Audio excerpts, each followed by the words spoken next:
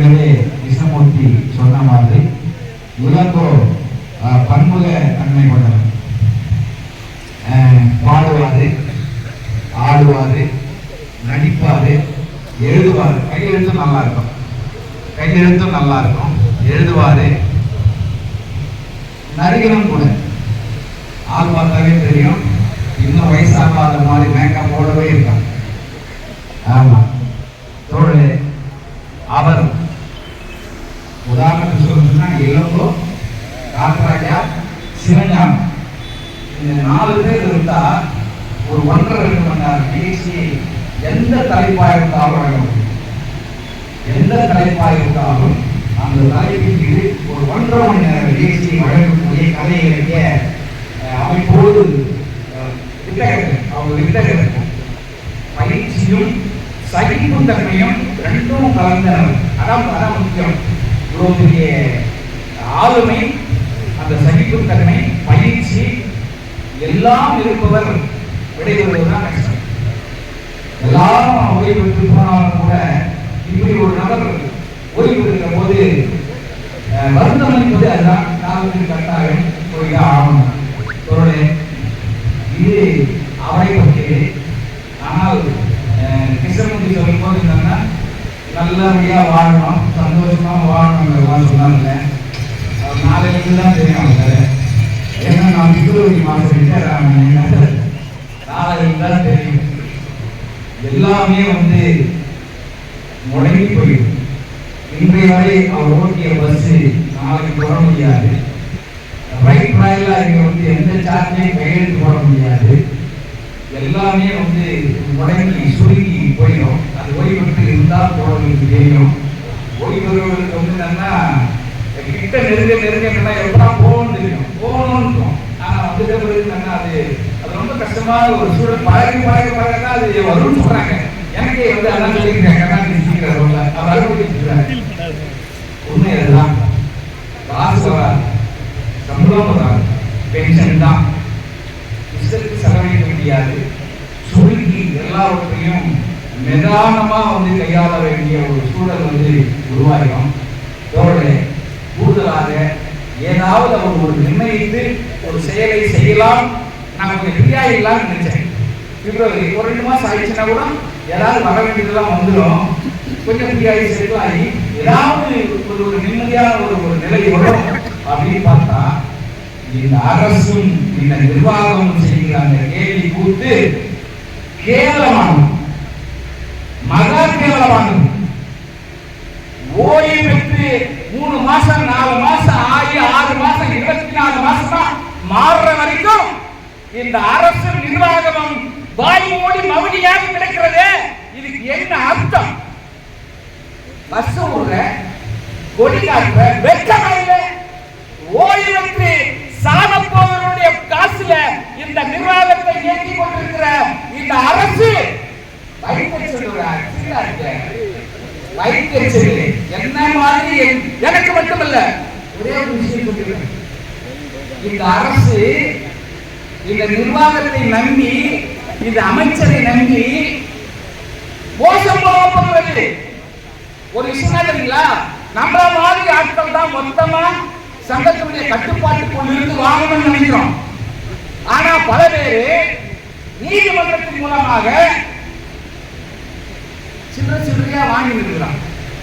நீதிமன்றம் நல்ல பேர் வாங்கி கொண்டிருக்கிறது, அரசு கெட்ட பேர் வாங்கி கொண்டிருக்கிறது.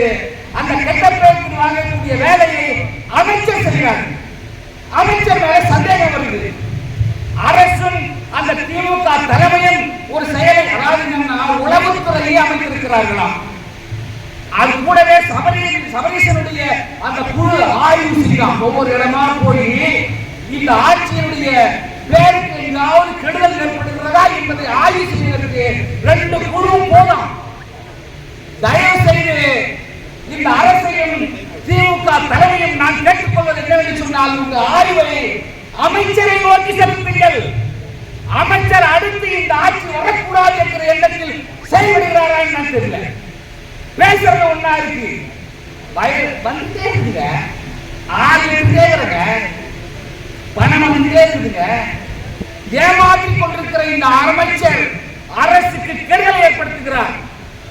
எனவே நாளை முதல் அனுபவிக்க போகிற இளங்கோ முதல் கொண்டு அவருக்கு முன்னாடி 24 மாசமாக அனுபவித்துக் கொண்டிருக்கிற கிழவர்களுடைய காசை வச்சு நிர்வாகத்தை சாவப்போற கைவனுடைய காசை தயவு செய்து இளங்கோவினுடைய இந்த பணி ஓய்வு பாராட்டு நிகழ்ச்சி மூலமாக வேண்டி கேட்டுக் கொள்வது. இந்த பெருசனுடைய வாய் பலிக்கும், ஒரு வாயினாலும் ஒரு வாய் பலிக்கும். இதை புரிந்து கொண்டு நீங்கள் உடனடியாக ஆவண செய்ய வேண்டும். நயனார் அவர்களும் இந்த சூழ்ச்சியை எங்காவது வாய்ப்பு கிடைக்கிற போது சொல்லுங்க. அமைச்சரை யாரெல்லாம் சந்தேகப்படுறாங்க கொஞ்சம் பார்த்து சொல்லுங்க. நேற்று ஈவிலே முருகானந்த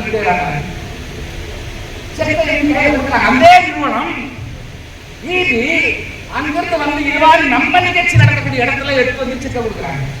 அந்த அதிகாரி வந்து நம்ம தோழருக்கு கொடுக்குறாங்க. இதே செங்கோடி பந்தலுக்குள்ள வந்து அந்த அதிகாரி நிகழ்ச்சிகளை செக் எழுதி கொடுக்கிற போது இங்க மட்டும் அதே அமைச்சரா இங்க மட்டும் என்ன வேறுபாடு? ஏன் இந்த வேறுபாடு? தோழர்களே, இளங்கோவை பொறுத்த வரைக்கும் என்னன்னா ஏராளமான வாழ்வியல் சூழலை கஷ்டங்களை அனுபவித்ததுதான் அதிகம். கஷ்டங்களை அனுபவித்ததுதான் அதிகம். அதற்குள்ளாகவே மகனை அவங்க குடும்பத்தினுடைய எல்லாம் எங்களுக்கு தெரியும். நாங்கள் ஒரு 4 பேர் குடும்பமாகவே இருந்தோம். அவங்க பொண்ணுக்கு வந்து பெரியவளானது கூட நிகழ்ச்சியை நாங்கள் தான் நடத்தினோம். சங்கத்தின் சார்பாக கலைக்குழு சார்பாக ஒரு குடும்பமாக நாங்கள் இயங்கி நான் சொல்றோம்.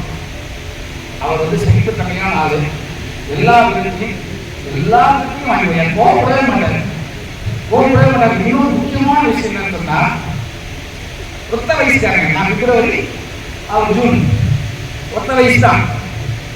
எப்பவுமே வந்து ஒத்த வயசுக்காரங்க கொஞ்ச நாள் கூட சேர்ந்து பழகினாங்கன்னா ஆடப்படம் ஆகிடும், மாமா மச்சன் ஆகிடுவாங்க. இந்த சூழலை என்றைக்குமே வராத மாதிரி பார்த்து வருவது. யாரா இருந்தாலும் அந்த தோழமையோடு பழகிற ஏற்பாடுல தோழன் கூப்பிடுறது. சிறுநாம அவரும் அடிச்சுப்பாங்க, ஆனா தோழன் தான் பேசுவாங்க.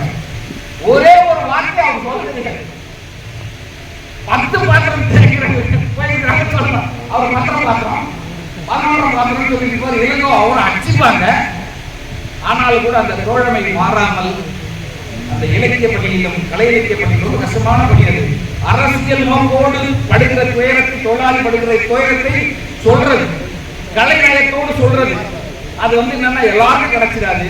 இளங்கோவுக்கு கிடைச்சது, சிவஞானத்துக்கு கிடைச்சது, இளங்கோவுக்கு கிடைச்ச அந்த வாய்ப்பை மேலும் மேலும் தொடர்ந்து இந்த செங்கோடி சங்கத்துக்கு வழங்க வேண்டும் என்று கேட்டு வாய்ப்பு நன்றி வாழ்த்து விடைபெறுகிறேன்.